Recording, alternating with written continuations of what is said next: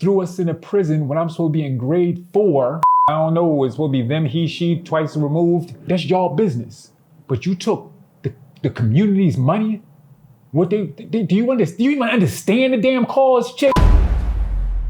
As it opened, she gave a Malcolm X quote. And I literally had to hold myself and say, how dare she give a Malcolm X quote? But I said to myself, okay, I can see where she's going with this, because she's not going to disrespect Malcolm X, which means she feels as though she's going to take a position that is going to be agreeable to the Black people. And that's literally where she went for the first 45 minutes. So let's just get into it.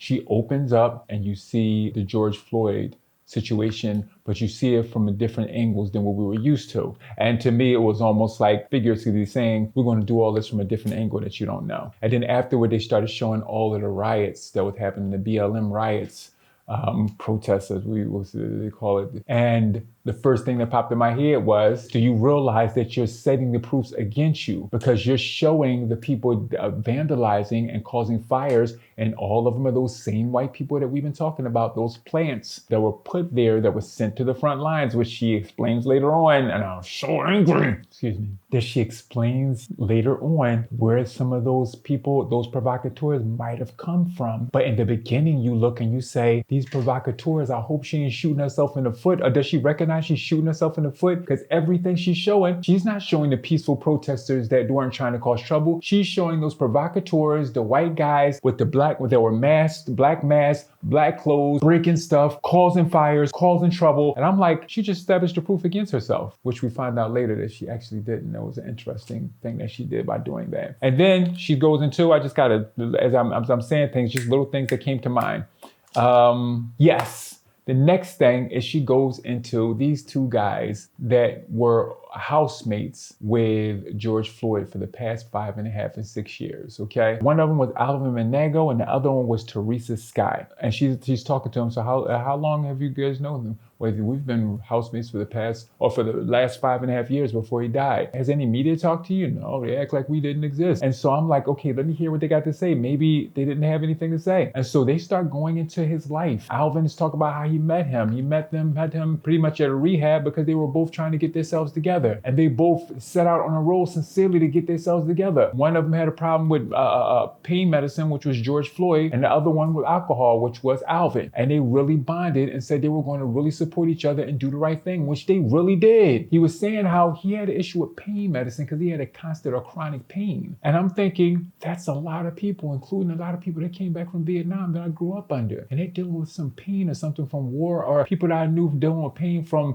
basketball players or football players. And they try to take these medicines, they give them prescription medicines that are damn addictive. And so you got this issue and it's like, either I'm gonna be addicted to this, I'm gonna be in chronic pain. Let me see so I can try some other things. And this is what their life ends up turning into. And so it made me have some sympathy for George. That's what caused him to have this issue that he had, this drug issue, whatever it was. The same thing that so many other people have. It's not like he just went and said, I'm just gonna get strung out because I don't care. But this is what it seems that was the situation. The whole point is, even with all that, he's trying to correct himself. He said he got to live his life better. He says that to be a better, because his daughter's getting older, he has to be a better father, all this stuff. And so he's getting his life together. And the deepest thing is his daughter was right about the age when he went in there, which shows like, as he had that daughter, it's like, I got to get my life in order. Then Teresa Scott starts to talk, and the talk starts to show us his Bible. And she said all the stuff that's in pink is the stuff that he highlighted. And it's like all of it. She said like basically you saying he's not a saint, which is what I thought about in the beginning.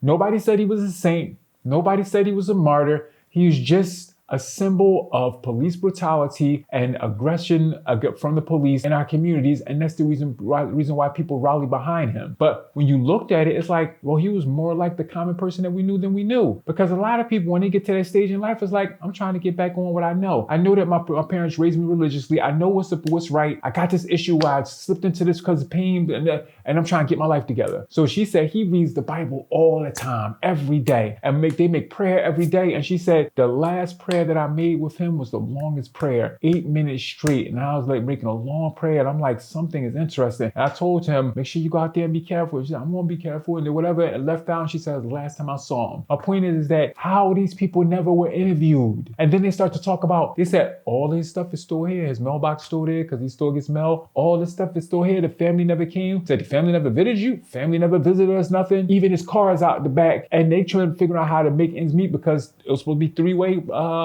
rent for they can't get the rent thing in order. All of this, and BLM never helps them. That's the reason why I'm bringing all this up. All this, BLM never helps them. The news media never visits them. BLM didn't even send something to just assist, or the family never comes and get their stuff. You would think the family want to know the people that they knew for the past 5 years. Somebody blocked that. Why'd they block it? $80 million you guys raised? Y'all can give these people a little something in order to take care of them or get them situated. But no, that would have drawn attention off of BLM, wouldn't it? They would have. They can't have anybody vying in attention and having to give a cut of money to. $80 million is not enough to stretch to help some people that were put in a jam because their housemate was killed.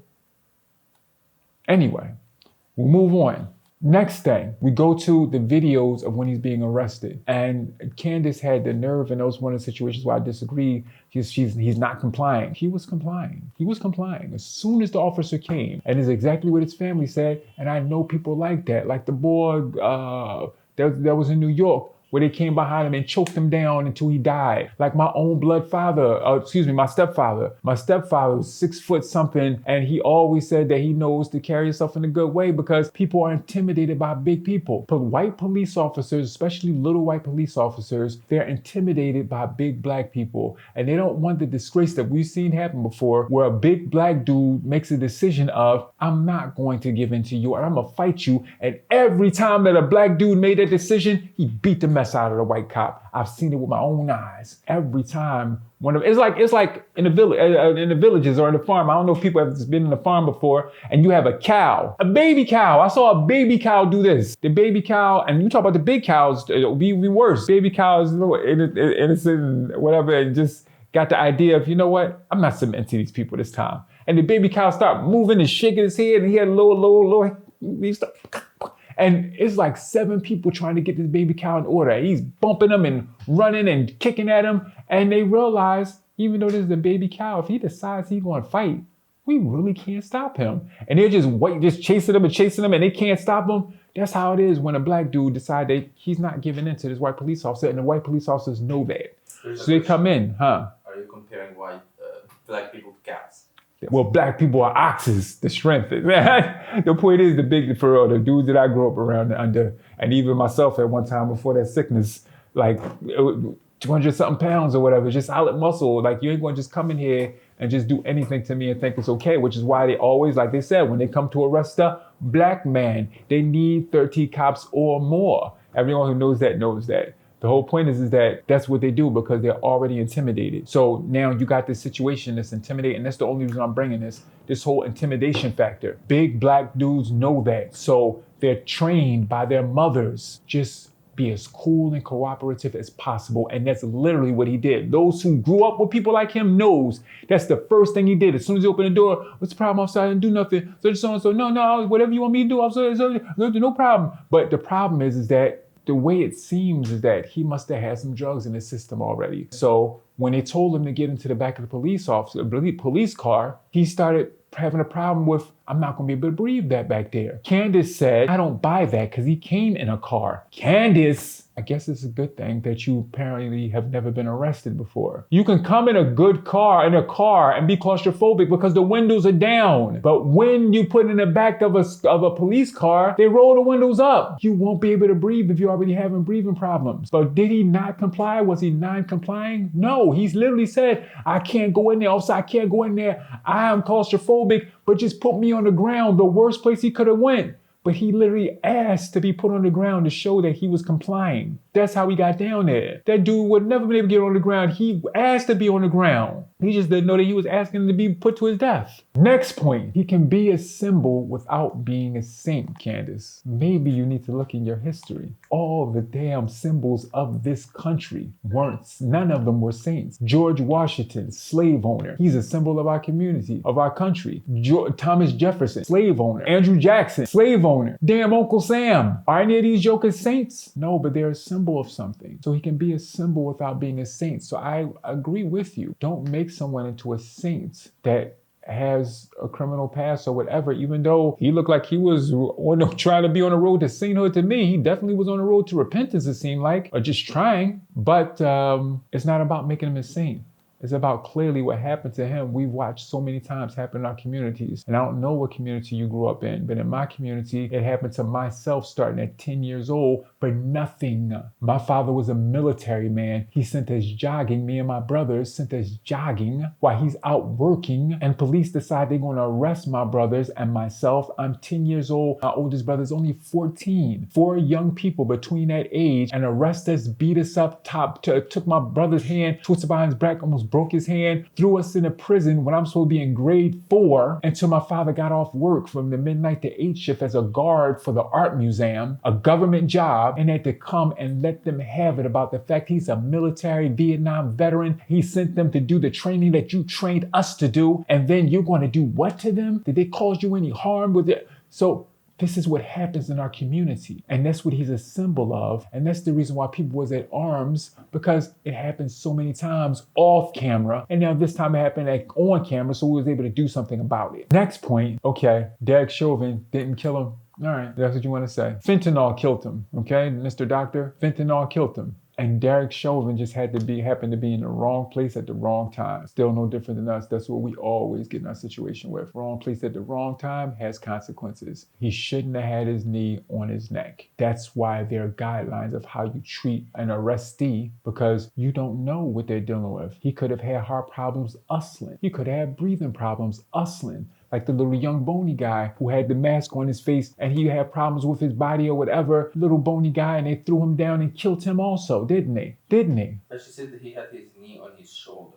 No, his knee was on his shoulder after he fell out unconscious, and literally, we all know, once again, Candace, you ain't been in the situations we've been in. We all know in the city, when you choke somebody out, you're supposed to stop while they still have control of their body. Because once you take and you push their Adam's apple in, and their body goes limp, and they start to wet themselves, that's when you know it's a big chance they're going to die. Because nobody's going to let themselves do that unless they are totally out. That man literally called for his mama and then was unconscious, and you started urine start coming because he had lost no control.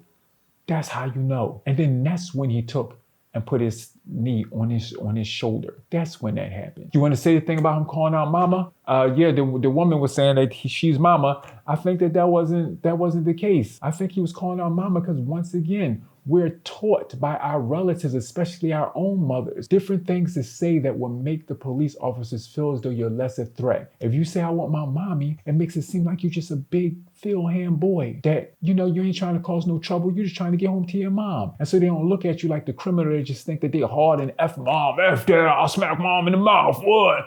That ain't how you want to be to these officers. I want my mama. I just want my mama shows I'm just a baby out here. I don't care how big I am. I'm just a baby that's trying to get home to my mother. So that's what I saw. Him starting to do everything he was trying to do to de-escalate the situation. And the only problem he had was that he couldn't get in that car. He couldn't get in that car because, well, as we found out later, he had that stuff in his system. His heart was he couldn't breathe. His heart was enlarging. He was in a bad situation. He knew he couldn't get in that car. So he was fighting for his life, and as a result, ended up losing his life. Next thing they showed is BLM rally. And once again, there's those damn provocateurs. They interview somebody that has this police officer who's married to a female broadcaster, right? And so they bring them and talk about how they were violated and wronged, and they came to their house with these piñatas, with Ku Klux Klan, whatever. The whole point is that they tried to put that on BLM, which ended up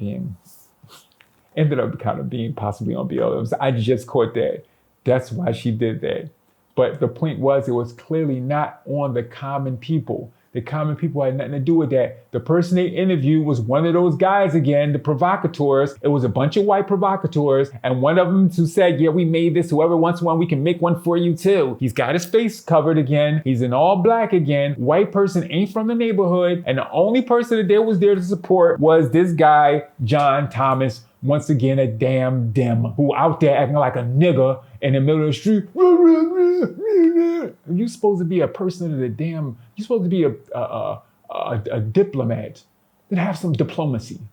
You're supposed to be a politician to have some politics about yourself, not politics. And you're supposed to be the one that's out there making sure that it's a peaceful, even if it's you think you would see Martin Luther King act like that out there, sir? Malcolm X ain't even act like that out there. You ain't never seen him act like that in the protests. Because somebody in a protest, they're worried about making sure they're keeping cool because the people that's out there with them protesting, they don't want them to be harmed. But you out there with your provocateurs that we now find out was sent most likely by BLM themselves, and you acting like a straight nigga with some goons, and you're supposed to be representative and ended up winning by a landslide. Why? Because the people that's around don't understand all that's going on. They just think you out there, adding power to their cause and don't realize it's all a damn sham and a game. And you got your position, may you live a long, long life in it. Just a few more things that jumped out at me. When you see it, you'll know what I'm talking about. Frazier Ross, you did. He said it. He said I offered the money. Candace tried to make it like his arm was twisted to pay some money. What happens is this guy named Frazier Ross, he owns a store, and during the riots, his store got all jammed up and got vandalized. Number one, the provocateurs, once again, are the ones who caused all the vandalizing. And then when he goes online and he shows the picture and said, look what they did to my store, these 3 bully chicks, they start to, and I don't know these people. So the other 2, I don't even know. So don't be offended when I say 3 bully chicks, because I'm just saying what they were doing. They started bullying him and saying, you such so stuff wasn't selling anyway. And this and that. And he started getting worried about his other store. They got even more stuff. So they start bullying him and say, if you don't send an apology and this and that, then you're going to put up, and it ain't going to be good for your other store, or whatever, however they said it. He put up an apology so he could save his store, and he paid them some money. But Candace was trying to make it seem like they twisted his arm and made him pay money. But he said out of his own mouth, he offered money because he was in a bad situation. But they try to cut it in a way where you ain't catch it. But it's like, nah, I caught that. He said, oh, I'm supposed to do, I'm in a bad situation, so I offered them some money. And that's what he said. So when they got in touch with the 3 bully chicks, they said, nah, we ain't offering the money. He offered that money. And it looks like that's what was right. They go into the George Floyd Square, okay? And the George Floyd Square is an autonomous zone, all right? And I look around as they're in there, and I'm thinking, they raised a lot of money. Word up. I don't see nothing. Everything that's in there is what we used to do when we were growing up. A bunch of people with spray cans, broke people with spray paint cans. They decided they wanted to spray a mural for in honor of somebody that passed away. Nothing good. All the stores, a bunch of them store boarded up. Store crime increasing there because it's just autonomous. It's just autonomous enough that the police don't have to go in there and care. The crime is going to go up there because people need people need assistance sometimes. People worried about crime. The crime is increasing. The stores look like they closed down, and the other ones is open. They're on their bare minimum. And it's like, wait a minute. This literally this block is long enough.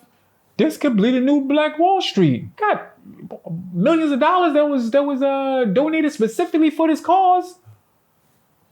I'm literally looking like, and I'm hearing her talking to the African priest, and the African priest is saying what he's saying, and I'm thinking, flip the African priest. I'm looking to the right and to the left.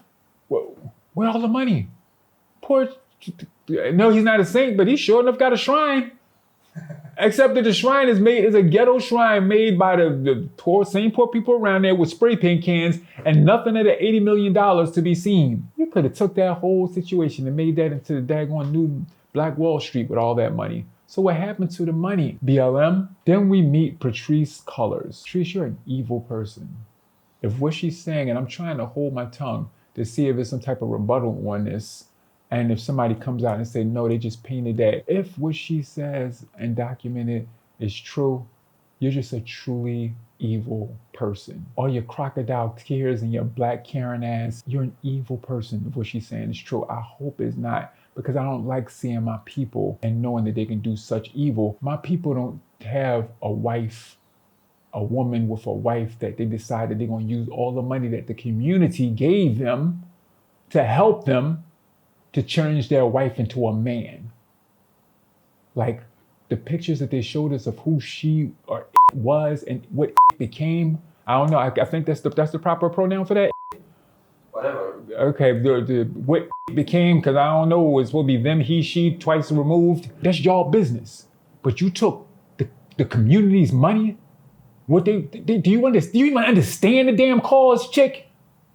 Where did you live? Where did you grow up at? I don't know, because it's one of two things. If you don't understand the cause and you're just an evil person that just used this in order to get money, or you understand the cause, which is worse, because even what you understand in the cause, when you had the chance to get money, you filled your own pockets in the whole trans community and left the black community out there to suffer. Either way, you're an evil ass person and you get whatever is coming to you.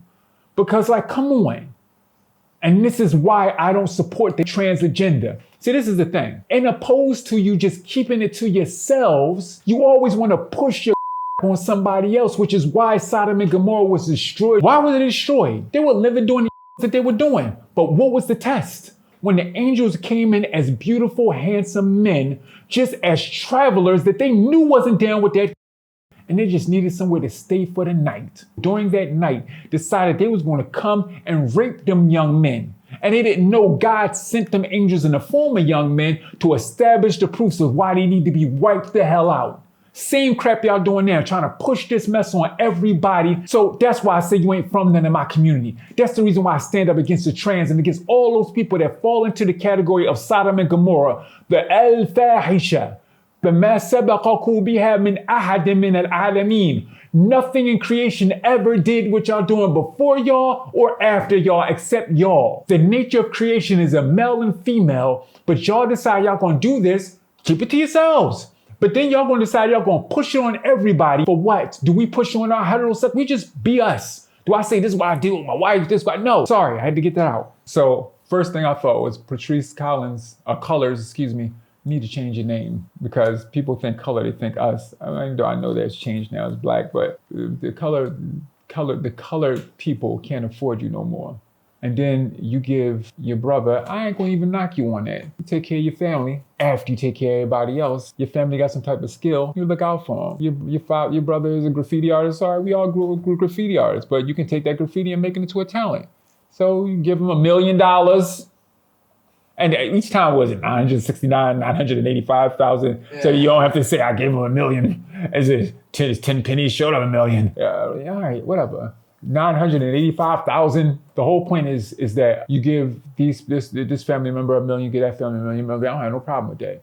But then there was $3 million at least in increments of 200,000 to the trans community, and that's y'all business. But it's not what the money was given to you for. You were entrusted with something and you betrayed that trust, and that's something that's like almost unforgivable. Like really. Unless you figure out a way to flip the money that you got now and give it back. And then that's what that was the point. You even flipped money in order to get your own, the whole $3 million to buying the thing for $3 million and then selling to BLM for $6 million, the mansion. And that's the one that the Dems used for their parties and all of this stuff. Like, come on, what did you guys do for the people that entrusted you with their money in order to support a cause that you were claiming you were going to do? So you gave to a minority community, but it was the wrong minority community. And it was a community that you had your interest in with your spouse, and all about people that they care about, and you did nothing for us.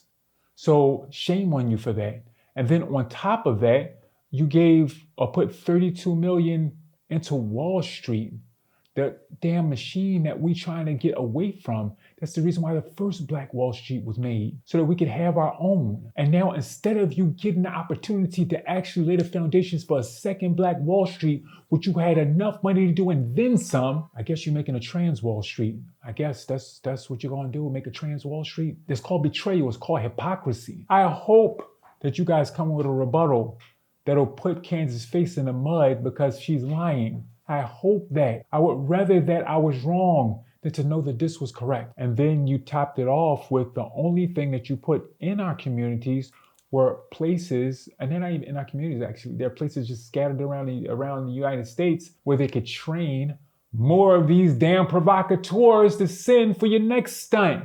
And that's the thing that pissed me off the most. If you're the one behind these people that we're thinking is just the, because sometimes, back in the days, they would have militias that would come and dress like these guys are dressing in order to come and cause havoc. And they will always have their faces covered, except they used to have bandanas around their faces. Always be away from us, but somewhere in the area where they could cause some havoc, get some little young people to run into something and start robbing and stuff. And then they go away and they think that we're the ones who started that. That was used to be the game. So when I see these guys dressed in all black, these white guys dressed in all black, it's like, those must be that type of cloth. And this new generation don't know about that. Then it comes out that you're funding more people to put, as you said, on the front lines for your event. And I'm thinking those were the guys that was on the front lines. I hope that ain't you And it ain't y'all that's training these people because they're always from communities other than theirs, coming and causing trouble. And then afterward, the people in that community got to live there with nothing, everything jammed up and damaged, problems with the police, and all that because y'all provoked trouble, and then y'all leave away with your billions or millions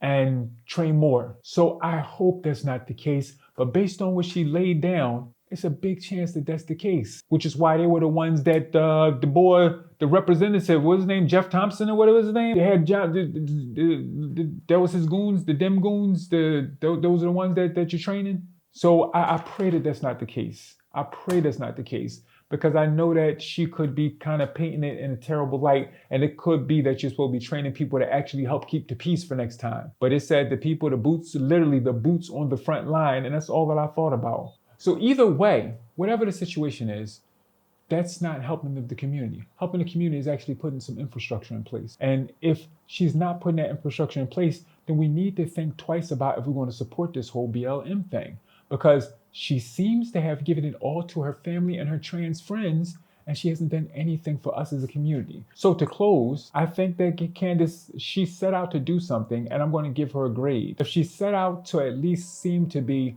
an unbiased journalist, then I'm going to give her a C for that. If she set out to win some trust from the Black community, I'm going to give her a C for that, because 45 minutes, at least 2/3 of the documentary, if not 3/4, was very balanced. Despite her little, her little comments, it was very balanced until we got to BLM. And so it makes you trust what she said about BLM. C+ for both of those.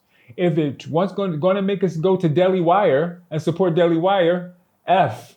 No, we're not supporting Daily Wire. Even though I kind of like, some of the things that they're doing, because I would prefer them over this immoral stuff that's going on. At least they're standing up for something moral. But no. Should you watch the video or the documentary? Yes. Should you support Daily Wire? No. How are you going to watch it without supporting Daily Wire? Use your noggins.